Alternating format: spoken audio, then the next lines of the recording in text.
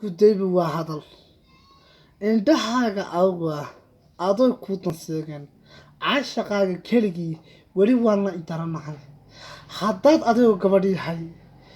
ibanacday adiguna iga tallaabsatay subax qura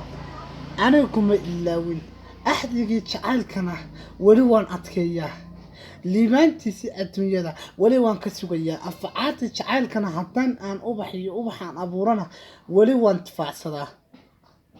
walla waxaan leeyahay gabadh yahay caashaqaaga awgii haygu nicin adduunyada jeebkiiyo adduunyada hadduu iga nacasoobay kuwa xuna gaari aan ku soco kar waaye sababtaydu waxay tahay